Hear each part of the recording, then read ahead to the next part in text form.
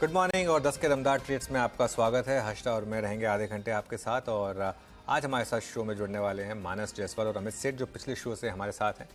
Fresh perspective के लिए आज हम जोड़ेंगे ट्रेडबुल से सचिदानंद उत्तेकर और निर्मल बांग से विकास सालुंके को। इसके अलावा तिमाही नंबर्स पर बातचीत करने के लिए टाइटन के CFO अशोक सोंथालिया साहब से होगी खास बातचीत। और बिग मार्केट वॉइसेस में आज मार्केट वेटरन दिलीप भट्ट हमारे साथ होंगे। ये सब पैक करेंगे हम आधे घंटे में अगले। लेकिन एक बार मार्केट पर नज़र रखते हैं।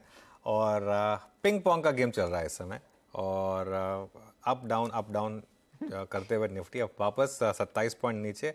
बैंक निफ्टी करीब करीब 81 पॉइंट नीचे इस समय। मिड कैप इंडेक्स जहां पर फिर रिकवरी देखी थी हमने, ऊपरी लेवल से हल्का सा दबाव फिर से इस समय इस इंडेक्स में। इन टर्म्स ऑफ स्टॉक्स, टाइटन आज 2.5% नीचे। यूपीएल सबसे बड़ा लूजर है हालांकि निफ्टी में 3% नीचे, लेकिन टाइटन वेट के हिसाब से ज़्यादा बड़ा contributor. TCS, Hindustan Unilever, ICICI bank और टेक महिंद्रा, ये कुछ स्टॉक्स थे जिन्होंने मार्केट के ऊपर इस समय थोड़ा प्रेशर डाला है। उसमें जोड़ लीजिए आप टाटा मोटर्स को भी।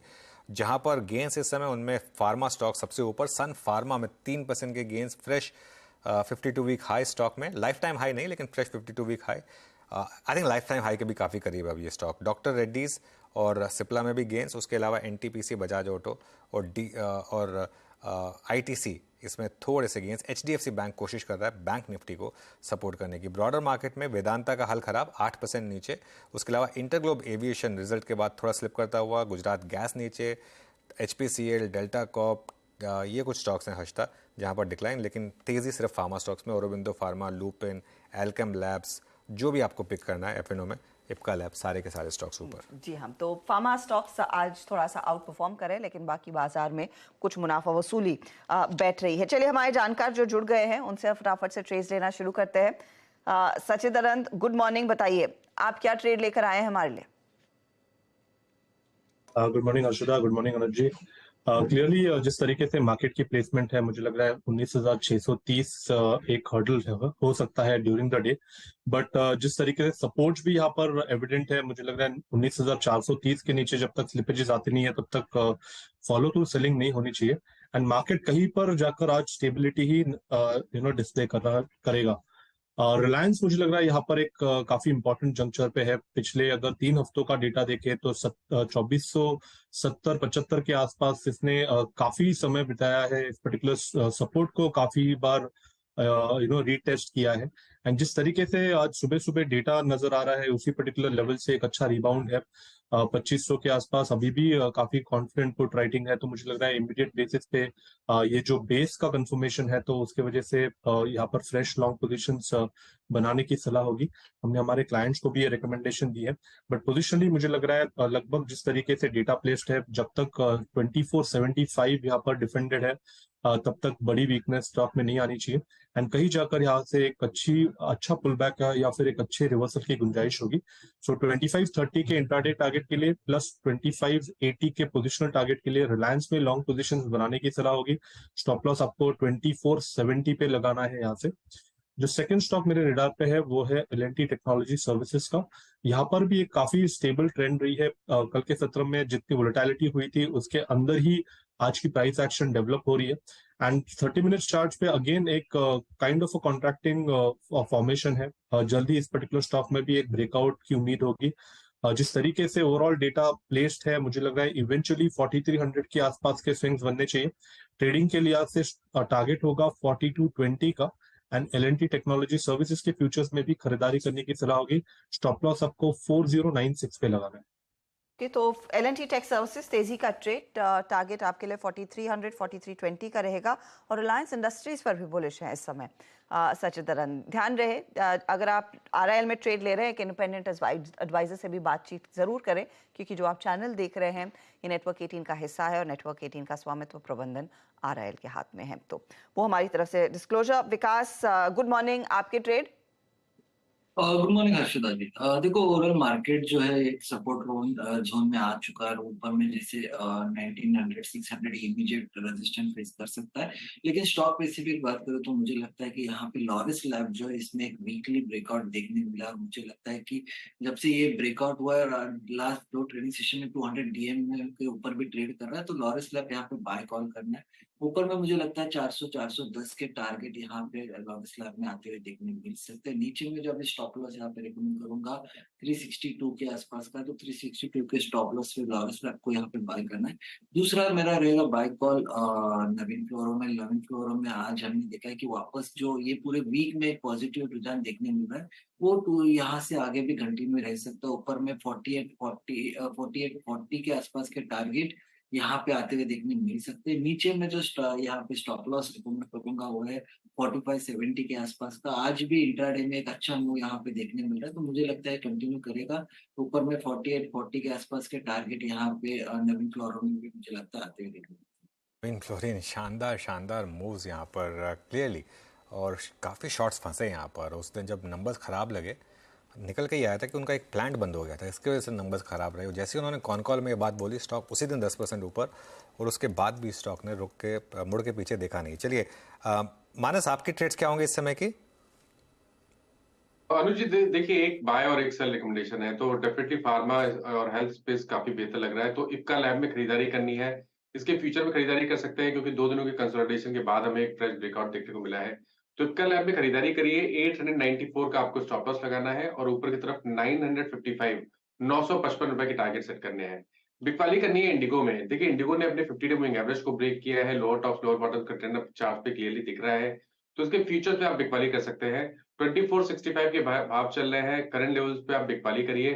2516 के स्टॉप लॉस से आप बिकवाली कर सकते हैं, और नीचे की तरफ 2350 तक के टारगेट्स इस फ्यूचर में पॉसिबल है। बिल्कुल, तो ये इस समय आपके लिए इंडिगो में एक सेल ट्रेड। देखिए, अच्छे नंबर के बाद स्टॉक गिर रहा है, तो आपको बता रहा है किस तरीके का पैटर्न है यहाँ पर। अमित सेठ के पास चलते हैं। अमित जी, आपकी ट्रेड्स?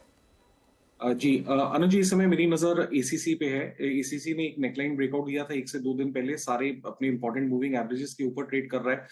1 से 2 दिन का कंसोलिडेशन था, और हमने देखा कि स्टॉक ने अपना 10 डे मार्क टेस्ट करके फिर एक अपमूव यहाँ पे आ रहा है। 1998 का प्राइस है, टारगेट्स रहेंगे 2050 के, और स्टॉप लॉस रखूंगा 1970 का। सेकंड स्टॉक मेरी नजर में है कोफोर्ज मिड कैप आईटी से। कोफोर्ज में डेफिनेटली कल हमने एक सेल ऑफ देखा था, बट इंपॉर्टेंट चीज ये है कि ये स्टॉक 10 और 20 डेमा काफी अच्छे से होल्ड कर रहा है। 4720 4730 एक इसका इंपॉर्टेंट सपोर्ट जोन है, जहां पे हमेशा बाइंग आ रही है। तो 48781 इसे बाय करें। टारगेट्स लगभग रहेंगे 4850 के, और स्टॉप लॉस रहेगा 4720 का। ओके, अच्छा, एक बार सचिन के पास चलते हैं। Sachin, good morning. मैं आपकी कल की 2 ट्रेड्स रिविजिट करूंगा। एक बजाज फिनसर्व पे शॉर्ट था आपका, और एक डीवीएस पे बाय था। दोनों टारगेट कल ही हिट हुए थे, लेकिन आज भी वो ट्रेंड कंटिन्यू कर रहा है। बजाज फिनसर्व नीचे डे लो पर, और डीवीएस ऊपर डे हाई पर। सचिन, यहाँ पर आप पोजिशनली क्या अप्रोच होगी? गुड मॉर्निंग अनुज जी। अनुज जी, मुझे लग रहा है यहाँ पर बजाज फिनसर्व में जो एक एक्सट्रीम टारगेट था लगभग अराउंड 1525 का, आई थिंक वो पर्टिकुलर टारगेट अचीव हुआ है। बट यहाँ पर कहीं पर भी अभी भी कंफर्ट नहीं आ रहा है एक रिवर्सल का। इमीडिएट बेसिस पे भी यहाँ पर एक ओपन आई एग्जिबिट हुआ है 1535.30 में। तो आई थिंक ये डेसिमल्स में जब ये ओपन आई फॉर्मेशन हो जाते हैं, तो थोड़ा सा मुझे लग रहा है एक कॉशियस सिग्नल्स ही होते हैं। एंड अभी भी मुझे लग रहा है 1500 के आसपास के स्विंग्स यहाँ से थोड़े से कंटिन्यूड हो सकते हैं। तो फिलहाल एक ट्रेलिंग स्टॉप लॉस लगाना चाहिए अगर किसी की एग्जिस्टिंग शॉर्ट पोजीशन है तो 1530-32 के आसपास का। एंड 1500 से लेके 1485 के आसपास के स्विंग्स के आसपास मुझे लग रहा है रिविजिट करनी है पोजीशन में। एंड अगर डीवीएस लैब का डेटा देखे तो अभी भी वहां पर कन्विक्शन बरकरार है। जिस तरीके से ओवरऑल ये स्ट्रक्चर है, कल एक पियर्सिंग लाइन फॉर्मेशन के इंडिकेशंस थे, उस वजह से हमने ये ट्रेड डिप्लॉय किया था। एंड अभी भी मुझे लग रहा है कि काफी बड़ी अपसाइड इसमें अनलॉक होने बाकी है। तो पोजिशनली 3850 के आसपास के स्विंग्स बन सकते हैं, तो अभी भी यहाँ पर खरीदारी करने का ही मौका है। एंड आज का जो डेज लो बना है 3680 के आसपास का, तो मुझे लग रहा है 36 से 70 के आसपास के स्टॉप लॉसेस यहाँ पे वेल पोजिशन है। तो उस पर्टिकुलर स्टॉप लॉस से अभी भी लॉन्ग पोजिशंस बनाने के चलाओगे। ओके, चलिए, तो ये समय की ट्रेड्स। अब एक काम करते हैं, मैनेजमेंट को जोड़ते हैं। पहली तिमाही में टाइटन के नंबर्स अनुमान से थोड़े कमज़ोर रहे हैं। कंपनी का मुनाफा 2% घटा है। ज्वेलरी कारोबार में दबाव के चलते मार्जिन्स में एक्चुअली अच्छी खासी डिक्लाइन आई है। नतीजों पर चर्चा के लिए हमारे साथ टाइटन के CFO अशोक सोनथालिया जुड़ गए हैं। सोनथालिया साहब, गुड मॉर्निंग। और क्या हुआ इस क्वार्टर में आपके मार्जिन्स पर इतना बड़ा हिट आया? ये क्या सिर्फ मार्केटिंग एक्सपेंसेस की वजह से आया, या आपने कुछ मेकिंग चार्जेस पर डिस्काउंट दिया, कुछ कॉम्पिटिटिव इंटेंसिटी थी? क्या हुआ इस क्वार्टर में मार्जिन्स को लेकर? देखिए, हम क्वार्टर के ग्रोथ और मार्जिन प्रोफाइल से संतुष्ट हैं। हम डिसअपॉइंटेड नहीं हुए, ये पार्ट ऑफ प्लान था और उस पर डिलीवर किया है। लास्ट ईयर में हम हमेशा बोलते आ रहे थे कि हमारा एक वन ऑफ चल रहा है पिछले साल में, जो कि सस्टेन नहीं करेगा। एक तो वो ऑफ कोर्स डिसअपियर हो गया था। प्राइस कॉम्पिटिटिवनेस का भी जो करेक्शन था वो पिछले साल पूरे प्ले आउट हो रहा था, तो वो अब और फर्दर कुछ प्ले आउट नहीं हो रहा है। बट आप जब क्वार्टर वन पिछले साल से इस क्वार्टर वन को कंपेयर करेंगे तो उसका भी इम्पैक्ट दिखाई पड़ेगा, क्योंकि वो एक ट्रेंड था which played out throughout the year last year. Of course marketing, communications, advertising में हमने स्पेंड किया है। हमने बड़ी अट्रैक्टिव एक गोल्ड एक्सचेंज प्रोग्राम लॉन्च किया था मई एंड से जून तक के लिए, जिसका काफी अच्छा रिस्पांस मिला हमको। तो क्वार्टर वन में प्रायोरिटी थी कि ग्रोथ पे ध्यान दें, कस्टमर का इशू सॉल्व करें, बिकॉज प्राइस वोलेटिलिटी थी मार्केट में, गोल्ड में काफी, सो कंज्यूमर सेंटिमेंट भी ऑसिलेट कर रहा था। तो उसमें हमने ध्यान दिया कि कैसे कस्टमर को हम अट्रैक्ट करें ताकि वो अपना वेडिंग परचेज और ऑल अदर परचेजेस जो करना चाहते हैं। हमारे वेडिंग सेगमेंट में भी अच्छी ग्रोथ आई है क्वार्टर वन में, 26% compare to division growth of about 19.3%। So overall हम संतुष्ट हैं। आप अगर और भी देखेंगे कई सालों तक के नतीजे, क्वार्टर वन एक थोड़ा वीकर प्रोफाइल रहता है, बिकॉज गोल्ड इसमें ज्यादा बिकता है अक्षय तृतीया की वजह से। क्वार्टर टू से आप देखेंगे profile, profitability, margin profile improve होती है। एक्चुअली मेरा यही सवाल था, सॉरी संतालिया साहब, एक्चुअली मेरा फॉलोअप सवाल यही था, क्योंकि आपने कहा कि हम संतुष्ट हैं नतीजों से, तो क्योंकि मेरा ये मतलब ये मानना था कि क्या फिर आप इस मार्जिन ट्रेजेक्टरी से खुश होंगे, लेकिन आप क्लियरली कह रहे हैं कि Q1 एक एबरेशन था, मार्जिन यहाँ से Q2 से थोड़े से इंप्रूव होंगे। जी, पूरे साल का अभी भी 12 to 13% जो हमारा ज्वेलरी सेगमेंट का मार्जिन गाइडेंस है, ज्वेलरी डिवीजन का, वो अभी भी बरकरार है।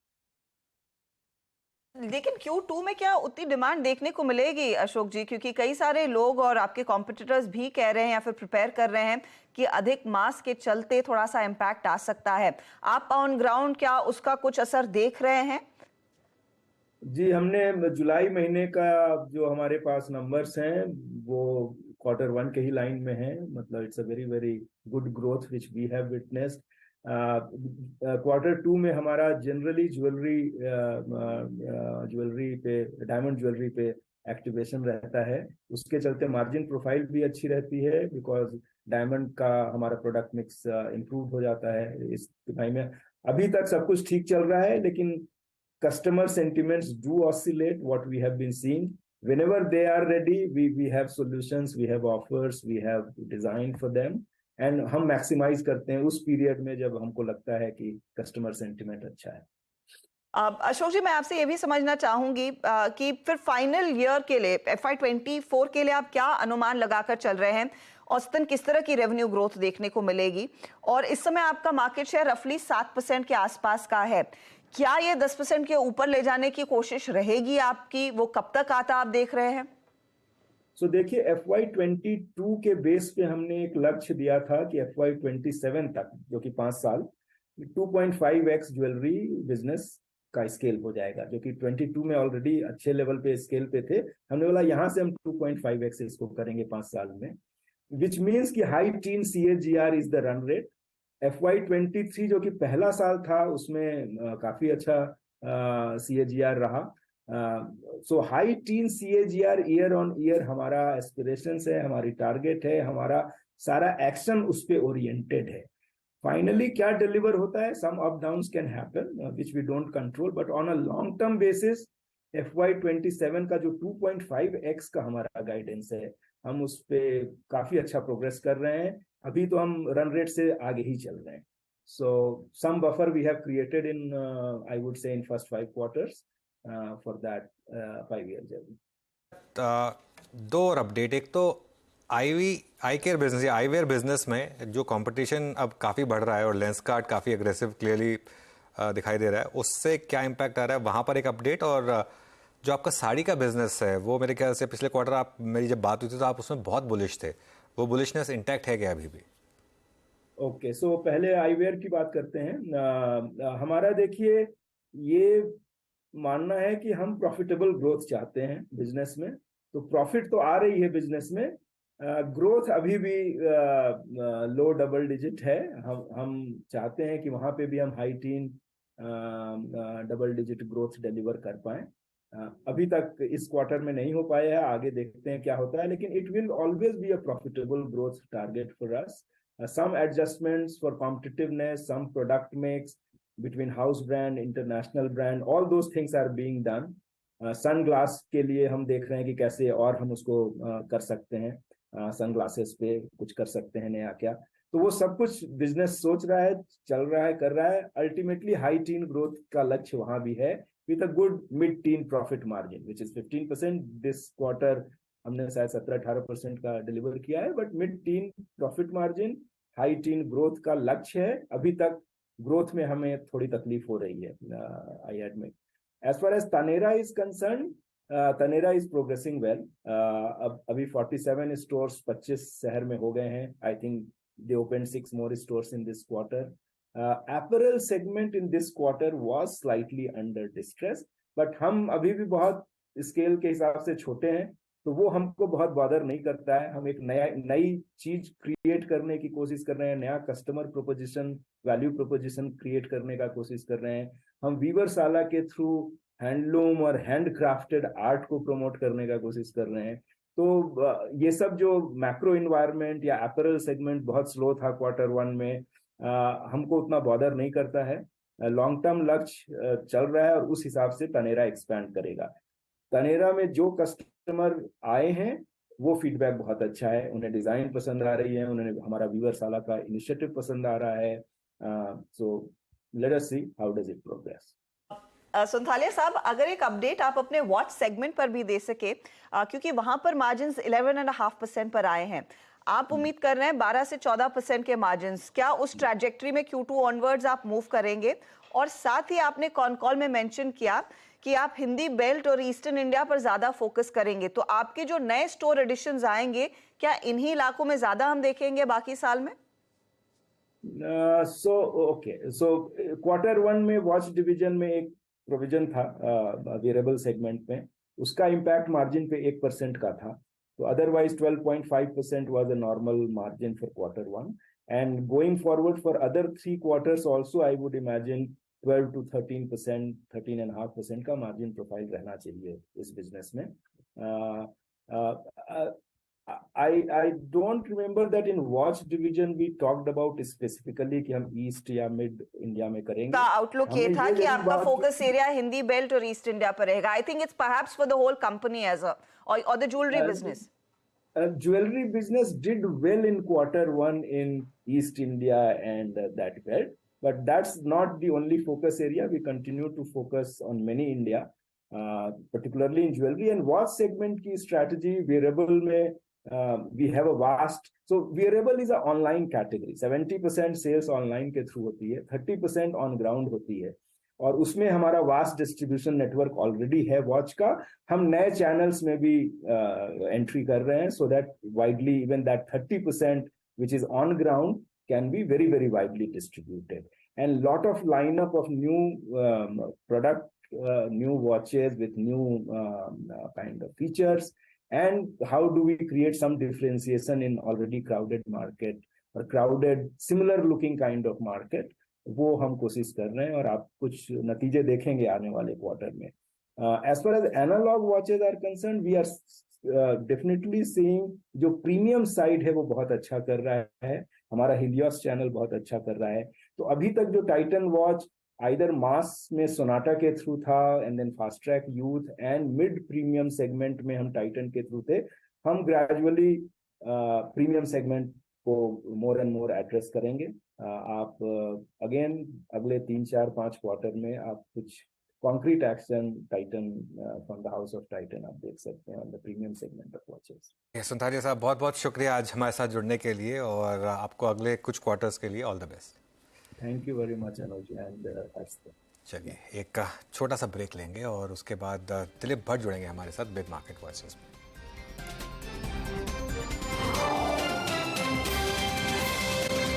अब समय हो गया बिग मार्केट वॉइसेस से बाजार की बिग पिक्चर समझने का। हमारे साथ दिलीप भट्ट जुड़ गए हैं। Dilip ji, good morning. आप टाइटन की कॉन्वर्सेशन सुन रहे होंगे, पहले तो इसी स्टॉक की बात हो जाए, काफ़ी बड़ा वेल्थ क्रिएटर रहा है। इस क्वार्टर के नंबर्स थोड़े डिसअपॉइंटिंग रहे, लेकिन क्या राय होगी आपकी यहाँ पर? अगर पोर्टफोलियो में है तो क्या करें, अगर नहीं है तो क्या लेने का समय है? गुड मॉर्निंग अनुज।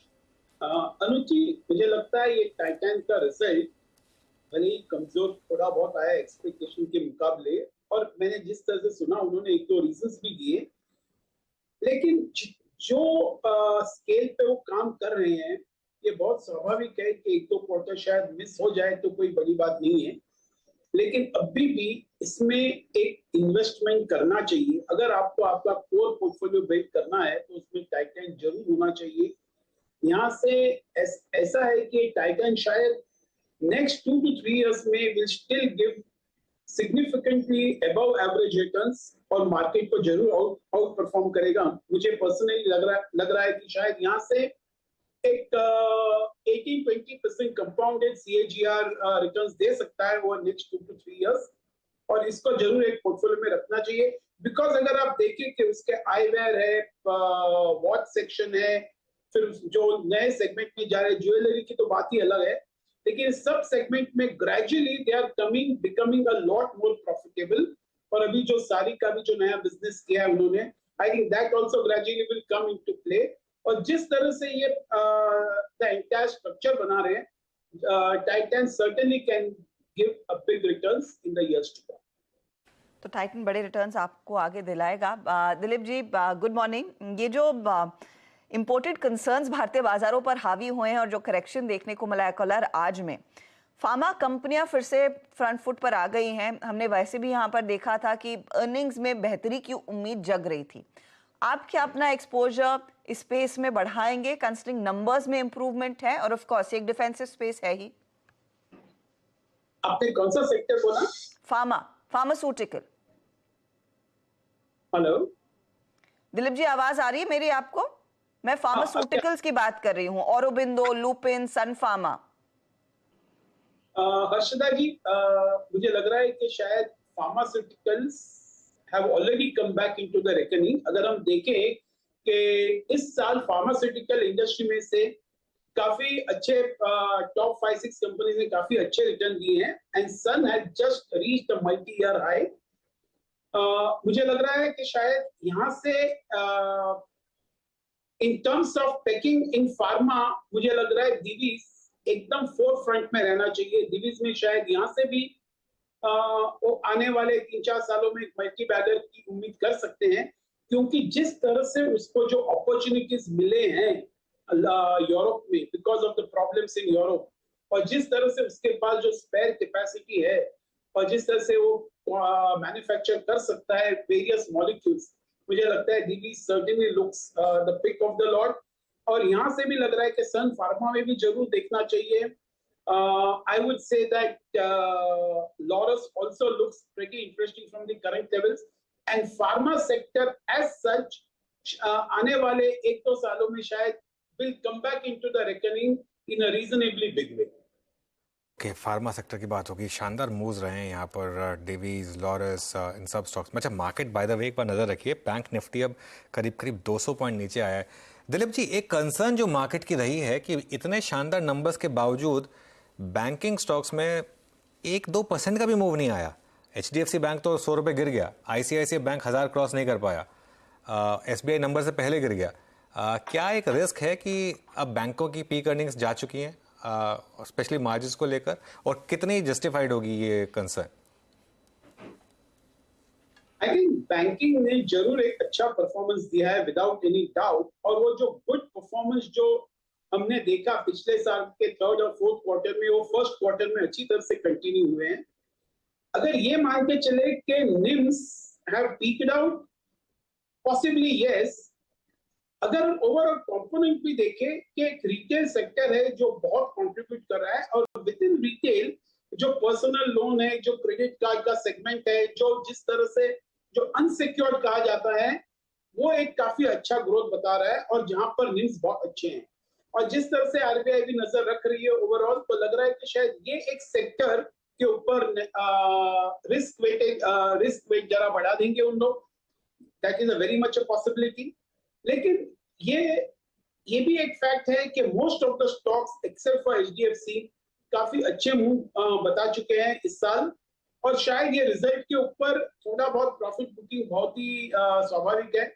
यहाँ से रिस्क कम है, लेकिन ऊपर चलने का भी मतलब ऐसा लग रहा है शायद it may not really out perform in a very big way in the near future, and that holds true even for the market. तो ऐसा लग रहा है कि बैंकिंग में ध्यान जरूर देना चाहिए, लेकिन but with in this HDFC bank really stands out. जिस तरह से the management is talking about the future, the digital approach, मुझे लगता है शायद एचडीएफसी बैंक जो बहुत अंडर परफॉर्म किया है अब तक can give a reasonably good return in the next 18 to 24 months। Dilip ji, आप ये भी मानेंगे कि ये अब तक ये जो रैली देखने को मिली उसमें मिड कैप्स का खासा पार्टिसिपेशन रहा है, और वो नॉर्मली बाजार की हेल्थ और रैली की हेल्थ के लिए पॉजिटिव रहता है। एक पॉकेट जो रुकने का नाम नहीं ले रहा है वो रेलवे कंपनियां हैं। आज भी देखिए बाजार भर में मुनाफा वसूली देखने को मिल रही है, लेकिन आईआरएफसी 9% ऊपर, इरकॉन में हम देख रहे हैं 2.5% का इजाफा, रेलटेल जैसे काउंटर्स में तेजी बनती दिखाई दे रही है। ये जो सरकारी रेलवे कंपनियां हैं, इनमें क्या अभी भी मौका है कुछ पोजीशंस लेने का? क्या आपने एक्सपोजर लिया है हाल में? हर्षदा जी, मुझे लगता है ये रेलवे सेक्टर है और जो डिफेंस सेक्टर है, जैसे आपने सही कहा कि रेलवे ने बहुत ह्यूज आउट परफॉर्मेंस दिया है और काफी लोग और उनके share prices are at astronomical level, और ये भी मैं तो यही मानता हूं कि they are significantly ahead of their intrinsic value, valuations are expensive. और अगर हम देखें कि जिस तरह से पीएसयू कंपनीज है, ये नहीं भूलना चाहिए कि जैसे ये कंपनीज के दाम बढ़ते हैं, government very rightly will capitalise on the opportunities और वो फर्दर डिसइन्वेस्ट करेंगी, और उसमें ओएफएस के चांसेस इंक्रीज हो जाएंगे। और काफी सारी कंपनीज में liquidity has always been an issue, और वो liquidity issue will be addressed through the OFS. तो यहाँ से एक सावधानी जरूर एक्सरसाइज करना चाहिए, वन शुड बी कॉशियस। यहाँ से एक बाय करना चाहिए, मुझे नहीं लगता one should easily wait and watch. I will not be in hurry to buy in this sector. Okay, चलिए, तो ये समय कुछ और स्टॉक्स। रियल एस्टेट पर कोई व्यू आपका दिलीप जी? रियल एस्टेट में हमने पिछले कुछ दिनों में अच्छी रैली देखी है। आई थिंक रियल एस्टेट में जिस तरह से जो डिमांड हम देख रहे हैं, जिस तरह से प्री सेल्स देख रहे हैं, जिस तरह से कैश सेल्स देख रहे हैं, I think the cash flows of almost all the real estate companies are improving significantly. Relatively debt burden काफी नीचे आ रहा है। तो ये whether we talk about frontline like DLF, Oberois, Godrej, और even if something like Sobha और प्रेस्टीज, आई थिंक इन सबके balance sheet are in reasonably very good shape. और जिस तरह से जो विजिबिलिटी है और रियल एस्टेट का जो ओवरऑल ब्रॉड मैक्रो विजिबिलिटी लग रहा है, real estate will continue to do well even from the current levels. So I think some of these frontline companies like Macrotech, DLF, or whether it is Prestige, I think certainly इसमें यहाँ से भी एक reasonable return की उम्मीद की जा सकती है, and we expect the performance to continue to be good over next 12 to 15 months. Dilip जी, बहुत बहुत शुक्रिया जुड़ने के लिए हमारे साथ और आज हमसे बात करने के लिए और हमें समय देने के लिए।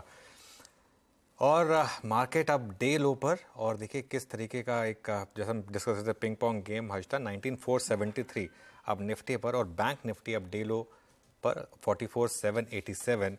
और जब हम डिस्कस कर रहे थे, अगर कल का लो टूटा 44720 का, तो एक 44550 का भी डोर ओपन होगा। वीकली एक्सपायरी, यहाँ से भी थोड़ा सा प्रेशर रहा। नीरज जी को अब कमान सौंप देते हैं ट्रेडर्स हॉटलाइन के लिए।